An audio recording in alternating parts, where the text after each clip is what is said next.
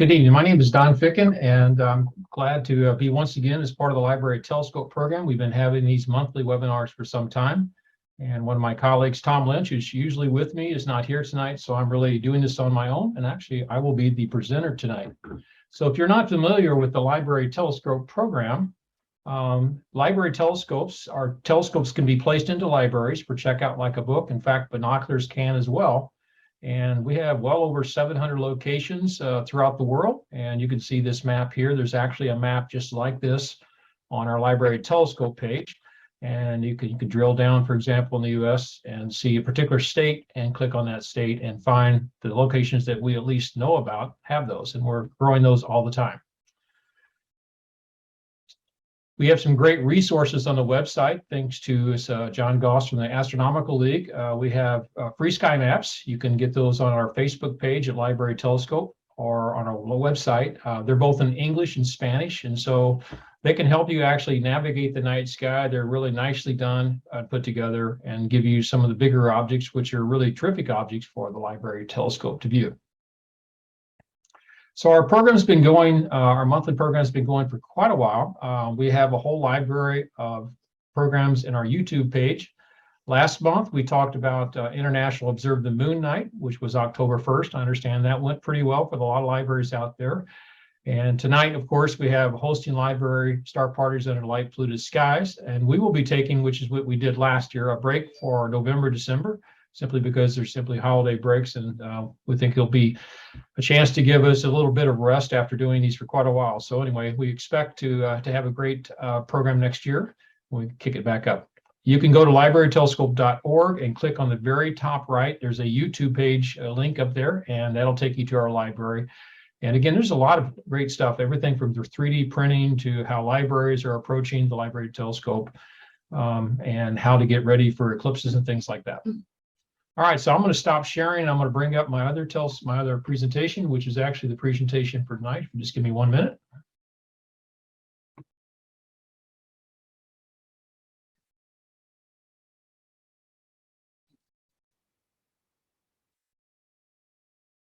So as I start this program tonight, I have folks both on Zoom and Facebook, and so I will try at the end to look for your comments. If you're on Zoom, just put them in the Q&A, and I'll try to address those questions. And on Facebook, you can place those into the comments area, and I'll do my best to try to find those different comments and respond to them.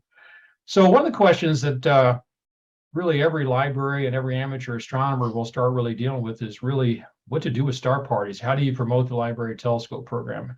And so I've been doing this for quite a while. You can see a couple of images here. I'm in the Metro St. Louis area, and I've actually helped some others in some other states get this started. We have almost 200 telescopes now in the region. We've had really large builds. I have literally myself done well over 100 programs. We've got colleagues that do these things. We're not saying that we have the best approach, or that there's certainly it's not the only approach, but what we have found over time is that certain things just work, and libraries appreciate, we get good feedback from libraries on the approach to do. So that's what I'm going to be talking about tonight.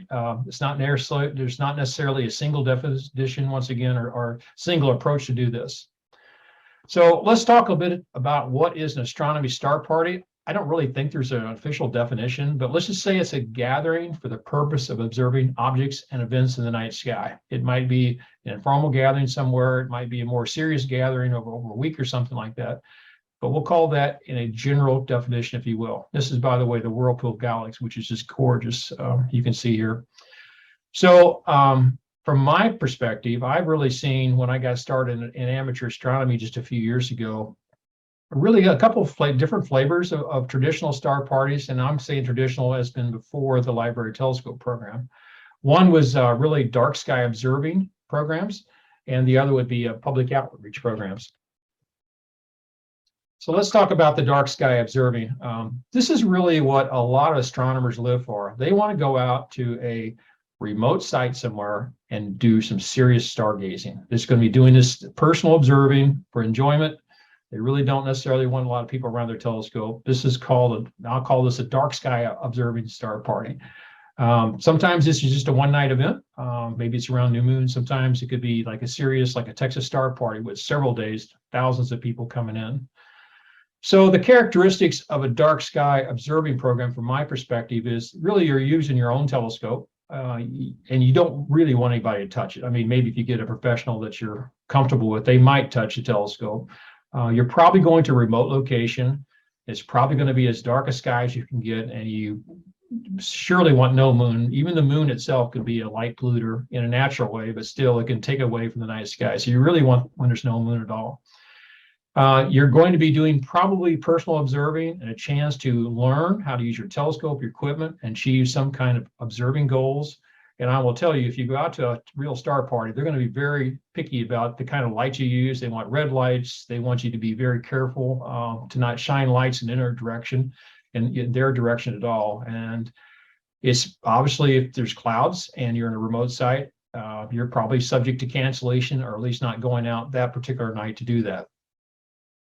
If you're interested in this kind of thing, which is a little aside from the library telescope program, there are really some great observing programs. You can go through lists. There's all these catalogs of lists, and the idea is to say, take a list like what's called a Messier list, and you simply go through the different objects and record those over time. And the chances are you won't be able to get them in one particular season, because some objects come up at different seasons of the year. But it's really a challenge, and you can get very simple ones, you get very difficult ones. But if you're interested in that kind of thing, maybe you should join an astronomy club for one thing. And in the USA, at least, you can go to the Astronomical League, and they've got great outlines of these different programs that you can really get into. So one of the things that you have to think about when you're doing dark sky observing is to think about all the light pollution that's really going on. There's throughout the world. Obviously, this is a light pollution map.info type of thing. You can go to that website. It's really great. You can explore down to where you live and see what kind of light pollution there is. But you really want to be able to go to the darkest spots. If you're interested in light pollution, or at least controlling light pollution, then that's what you should be. If you're wanting to use telescopes and look in the sky, you should really check into International Dark Sky Association. I've got the link up there on the top right. So the next kind that I actually probably enjoy as much as the dark sky observing, I've been doing a little bit of both, is what's called the public outreach star party. And I'll call that a one-night program with, say, a group from the community. This is where we will still have our own telescopes, but we're going to share that telescope with someone, and we're probably going to give you a guided tour of the night sky as best we can based on the conditions. Good examples of that would be schools, parks, scouts, maybe some kind of community or city event, observatories. Sometimes we just literally set up on a sidewalk and do a star party somewhere. You can see on the right here, we had a big star party at observatory. It wasn't even quite dark yet. We had a lot of people exploring how telescopes work. They had tons of questions. This would be more of what I call a public outreach star party. So the characteristics of this guy, and this, by the way, the picture here is at the Gateway Arch in St. Louis, where people are just looking through a telescope before it looks like it's even dark. Again, we're looking at personal telescopes that are being set up. We don't want you to mess with our telescopes. We're probably a little less worried about the moon phase. In fact, we might want the moon sometimes, so we can, if it's really bright, maybe in a bad location for light, at least you can see the moon. And so we'll probably have that often visible. We want to engage the public and show off the wonders of the sky. We're going to give you a guided tour. We're probably going to be pretty forgiving about lighting etiquette. People will walk up with phones and lights and flashlights and all that kind of thing. And of course, once again, you're subject to cancellation if you have weather. So the library star party is really, I think, in some ways, a complete flip of the entire idea of what we've been trying to do. If you think about it, through the traditional star parties really had a don't touch philosophy. Don't mess with my telescope, it's mine, I'll let you use it, but just don't touch it, I'll point it, and I'll show you how to focus it, but that's about it. Library telescope, we want you to touch the thing. We want you to be able to learn how to use it. In a traditional star party, the owner of the telescope, let's say myself, might give you a tour, and if you ask, maybe I'll find something for you. But in a library telescope, the sky is the limit. You can go wherever you want to do, and you get to completely give yourself a tour as best you can. Now, if we want somebody to operate a telescope, it is so funny to look at people when they walk into a library and they look at a telescope. It looks a little daunting. There's all kinds of pieces and parts. I mean, literally, they don't even know where to look. Do they look in the eyepiece? Do they look in that little thing on top? Do they look in the back like a refractor or whatever else? They don't have really an idea where to go. So one of the first things that I always try to do is have a program that I explain the parts. It doesn't take that long. This is a very simple telescope that we have right here. It's a really no electronics involved. You just move a few things around and just make a few adjustments. And literally in about a minute or two, I could teach someone how to use this. And it turns out to be the simplest things. But you do have to address this. And it's really better to probably do that inside where everybody can see this and we can all get their attention. So that's the first consideration, I think, in terms of a library telescope program at a library, is to teach them the components of this telescope and just to understand the basics. The second thing, and this is actually a little bit more challenging, I think, is that I think I can teach someone to use a telescope in a matter of a couple minutes. I mean, literally, it's been done time after time. But navigating the night sky is a little trickier because, as we all know, the sky changes a little bit each night. And so what you see tonight straight up won't be the same thing you see in 6 months straight up in the zenith, what they call it. And so it gets really confusing, and just to kind of get yourself oriented. So I like to at least give some kind of idea of how to use star maps, basic star maps. And I know there are a lot of apps on phones, and that's really good, but sometimes just to give them a brief overview how things work really is good. Some other considerations when we're dealing with a library telescope program, let's say at a library itself, you're working with libraries. That's kind of a different thing than just going out to a park and doing the best you can or whatever else. First off, libraries are great partners. They're going to market this program, and once they get this program set up, and they've been working maybe 3 or 6 months to get this thing publicized, they really don't like to cancel it. So if you can figure out a way to have a program that you don't cancel, you're going to make the libraries a lot happier with you. Also, they bring a lot of resources like access to conference rooms and tables and chairs and audio visual. And of course, restrooms are always good to have. And they usually have their staff there for support, which means you have extra hands just to get things done. Things like copies and things like that are really terrific. Libraries want patrons to check out what they have. They have telescopes and books, and they love to have them check out. So one of the ways they measure success is, did you actually get the people to check out telescopes and books? And very often what I find at libraries when we do a star party, if there's a few telescopes or a few books there, they get checked out. And that's exactly what's going to make the libraries really happy. The other thing, and this is kind of sometimes almost hair-raising, because you walk into a conference room or a library for a party, star party, you have no idea who's going to be there. You could have seniors completely, or you could have 6-year-olds. And so you've got to really have a program that's flexible enough to deal with that. And you have to be able to deal with all ages and probably a mix of those ages. And I think that really hands-on is very important to get things to be able to learn, teach them how to do some hands-on stuff.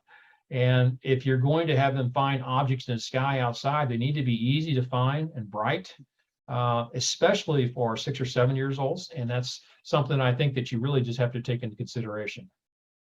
And also the other challenge is this is where we get into arguments sometimes with some of the amateur astronomers. They want to take you to the deepest, darkest spot they can and have people try 30 minutes. There's some really big advantages to staying at the library, but libraries have light polluted parking lots. So how do you deal with that factor when you're really trying to do a library telescope program? All right, so when I said easy, bright objects, let me explain. So if you've got a telescope and you have the moon up, even a 6-year-old could find that moon. You can actually tell when they look in the eyepiece by the mere fact that the moon is so bright that they are actually, this 6-year-old is actually on the moon by the fact that their face lights up. That is just, and by the way, the amateur astronomers are going to say, I really don't like the moon. It kind of washes out the sky. A person who's never looked through a telescope, it will absolutely love the moon. They're going just to be amazed by it. They will try to take photos of it with their phones. They'll be really excited about that. And even better, if you can have the moon paired up with, say, Jupiter in a library telescope, the one that we use in our program, the Orion and the Summel, you can see Jupiter and its Galilean moons really easily. It's just quite amazing. And even Saturn, if that comes up, you can see a nice Saturn, you can see the rings, and even see the gap between the rings and the planet. And that will just amaze people. And if you have just good enough skies, you might even be able to see some double stars. In this case, I'm pointing to Alberio there, which is in Cygnus Swan. And so the library telescope will have enough power, enough light capturing ability to really split some stars and do some really amazing things. And when you have a relatively short program, for anybody that's never operated a telescope before, for them to actually look in the sky and see some of these objects, they're going to go home very happy. So let's just talk about the moon. I think for a library telescope program, the moon is a friend. And the truth is that when we do our programs here in St. Louis, we try to schedule the program when the moon's up, even before the sun is set. And so the way you do that is if you take this calendar actually for October, I'm pointing to the 24th, which is actually slightly before the month really starts. That's what's called new moon. And if you progress here to first quarter moon and the full moon, what you'll find is that during that period, starting a few days after new moon all the way through full moon, if you go out right at sunset, before it even gets dark, you'll see a moon. And that means that opens up all kinds of options. And even if it's a little funny cloudy outside, chances are that moon will be bright enough that they can actually get the moon in there, if nothing else. Now, if you happen to schedule a star party in the third quarter moon, that means it's going to be the moon won't be up yet. And so you're not going to be able to find. It's great if you have a really dark spot and you want to look at some other objects. But I think for the library telescope program, that date between the new moon, a few days after new moon to full moon, that is really when to do it. And we almost do all of our programs in the metro area around here when there's a moon up. It's really a great object to go after. Now, the question about unshielded lights, artificial lights, is an example here what I'm talking about. This is glare. This is where you look at a light and it's just so bright that you have to put your hand up because it's just crazy. Sometimes libraries can turn out their lights. Sometimes you have to work with that. If you've still got a moon, you can still see that through a library telescope. But often what I find is that there's some place around the library. You might be able to walk around. Maybe there's a little bit of grass somewhere, or maybe there's a rooftop. We've done rooftops before on multiple, like in the municipal libraries. Sometimes all you have to do is get something that blocks that light. Like it's almost like if you hold your hand up where you can't see the light, and that's enough to be able to give you at least the ability to use the telescope in that really basic sense. All right, so we got a lot of issues we're dealing with. Libraries have needs. We're trying to do some stuff here at the library if we can. So how do we really make this really work? We don't want to cancel it. So there is a solution, and I'll call this a nighttime 90-minute format that's held at the library. The first part is to have an inside program for 45 minutes. You can see the picture here, we're actually doing that. And the second part is to have an outside program for 45 minutes. And let me explain what I mean by those. All right, so the 45-minute program, the inside program is kind of like this, okay? So what you do is you have a goal, and the goal in the inside program is a lot different than going out and giving a great tour, a personal tour of the sky. It's really how-to training. The truth is you can set a telescope up on a table and you could point at an object on a wall and have people learn how to focus on that and find that object. And it's the same basic principles. Let's say they're going outside. And by the way, in the middle of the winter, it's really great because it's warm. You can have people see things. They can ask you questions about this.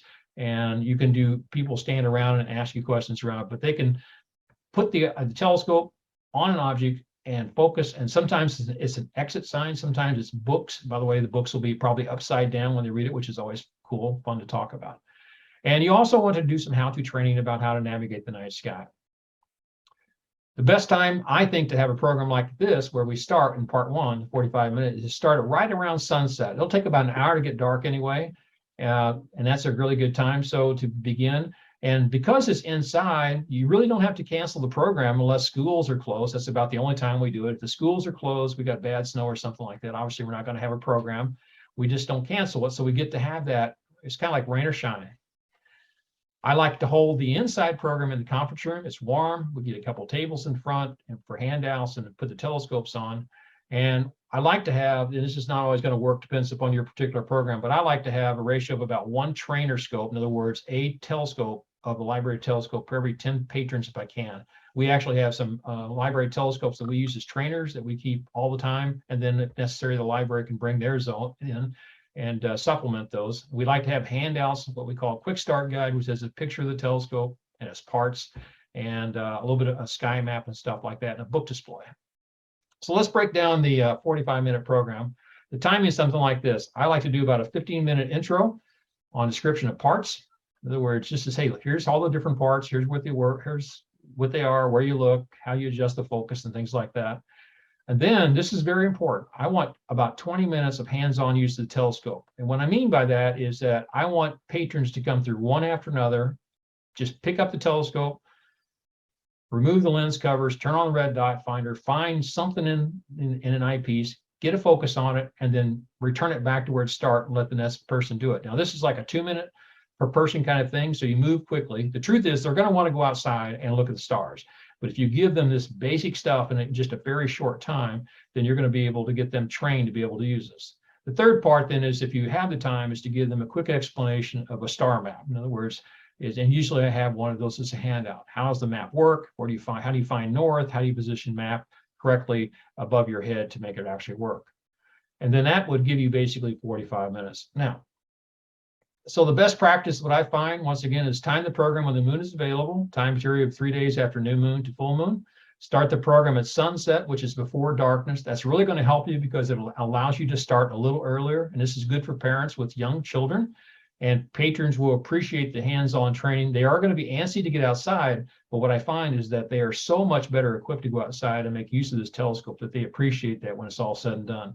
And then I like to keep the inside program. This is going to be hard. If you're an amateur astronomer, you want to talk really long during the first part and explain how your club does and all this, but you got to keep this thing really quick. You got to move it along. 10 or 15 minutes is all you need for intro. And then you want to limit the time on patrons to operate or learn how to use the telescope. They're going to have another chance outside, so just get them to go through one after another. And also, I've learned over time, you got to be flexible. Sometimes it just turns out the timing of the night, there's Saturn or something happening right before when you get there, and you just want to go outside right off the bat and make it work. And maybe you actually do some inside stuff later. Okay, the outside program. This is the second part of the 90-minute. It's 45 minutes. So it's time for 45 minutes after sunset. In other words, if the first program starts at sunset and lasts for 45 minutes, this would come in right after that. We want the moon up.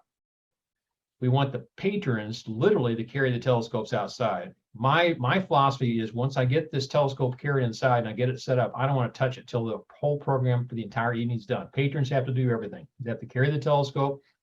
They have to point it. They have to find objects. I will help if they need it, but I want them operating that thing. We want them to view the moon and planets if available. We want you to time it when those things are available if you can. And then we do find it a lot of fun to bring some big telescopes. And what I do is I make them operate the little telescopes first. And if they can operate that and prove to me they can operate it, then I will show them my big 13-inch or 14 or 17-inch telescope. All right, so let's break this down a little bit. So you find a location when the moon is available and find a location when the moon's available, and if possible, away from sky glare. Set up as many library telescopes as you can. You want everybody as much as possible doing this. You want to have binoculars and star maps available for people in line. Those are always helpful because they get bored if they're in line. Give them something to do. Patrons should operate the telescope, not you. Don't be tempted to show them to actually put it on there and do it for them. Make them do that. It's not that hard to learn. The initial target should be moon. If you can do that, which is really easy to find, and then if you can, personal telescopes always help to make the program be more fun. So let's bring it all together.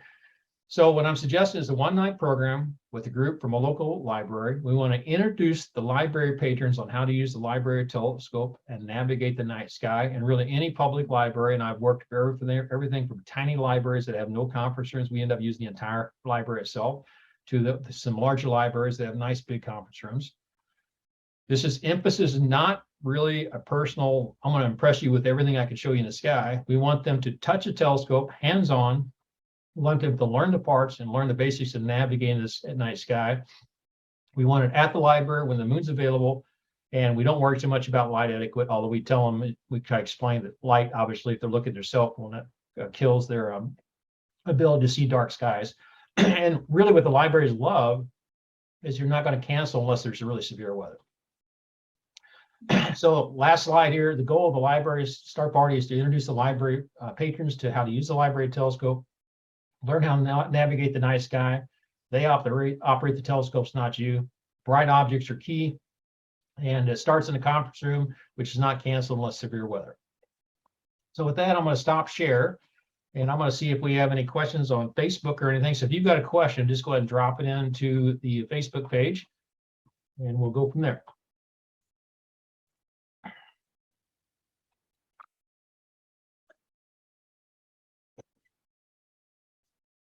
All right. We have a question here. Yes, Kay, you can contact me by Facebook, or you can go to librarytelescope.org. And if you put the contact us in there, then I can answer that directly, because I answer all those kind of things. You betcha. And let's see, we have another one here. Okay, we have a hand raised here.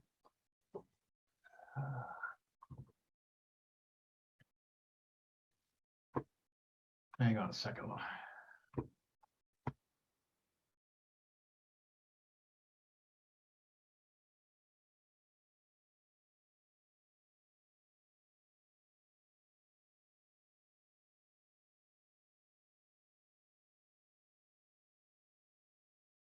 Okay, so I'm looking for questions that are on the Facebook.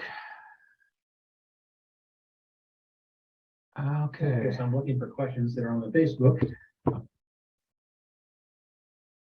Okay, so I'm looking for questions that are on the Facebook. All right, so I'm not seeing questions quite yet here. So I think if you, we've actually varied over time, the telescope program. And obviously each little library, we have a lot. I work with 4 different clubs in the Metro St. Louis area, and each one has a little different tweaks. I tend not to use PowerPoints because I want to really shorten the time, but one of our associates really does a really great job of using PowerPoints. I find that some libraries just don't have the access to PowerPoints. The library, that particular one does. They have some pretty good audio visual. So I keep it simple. The other side of this is that this is not just me doing this. We've actually had a number of people that have just followed this formula. And I try not to sometimes go to all the library programs, and they'll just take it and they do it. And they know exactly how it works, and it's worked time after time after time. And I think that's really been terrific. So I'm looking to see if there are any questions here. We have a question here. How far in advance is the STAR program typically scheduled, especially given potential weather issues? So, so the way that we schedule the programs is that it will vary by libraries. We have some libraries have requirements that we have to go at least 3 months in advance for them, because they have very significant marketing plans. And so literally, once we book a telescope program, we don't cancel. It's got to be almost schools closing type of thing. That is just the way we have to do it.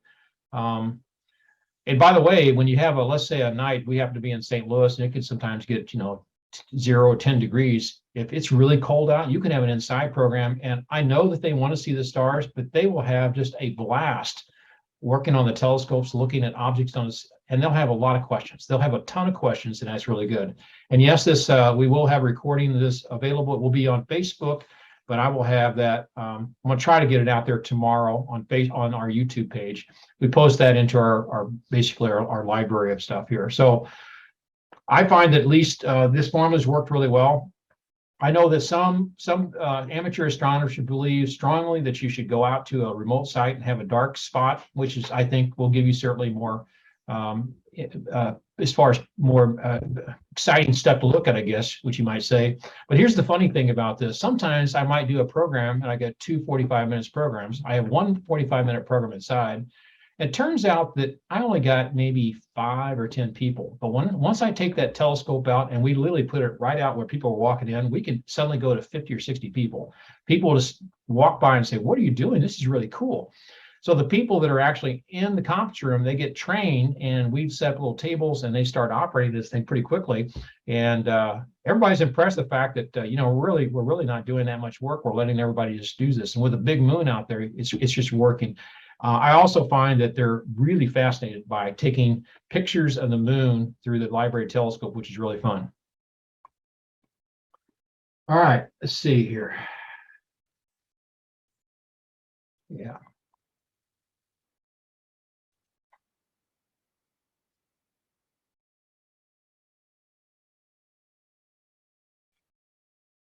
All right, looks like we've got all the questions addressed, I think, so far that I have.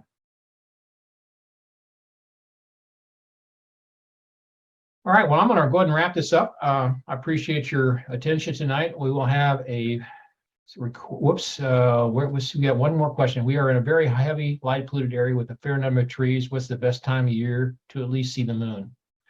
Okay, so it's a good question. I actually have a program, believe it or not, downtown St. Louis. You couldn't get any more lights in front of the public library. So go back to the calendar of the moon. If you look at new moon, just look at the calendar, find new moon, count about 3 days after new moon, and then any day after that, all the way up to full moon means that moon will be up. And so what we'll have to do is we have to find a place in the library, for us at least, that has that southern horizon where it'll be above a building. And it can be, honestly, you can start, and we've done this at the Great Wheel Arch actually sometimes, we can actually have the moon available. It's not even dark yet. You can still see the moon. It won't be bright in a telescope yet, but they're just amazed that you can see the detail on that. And then, of course, as it gets darker, it'll get better. So you have to watch for trees, of course, if you can.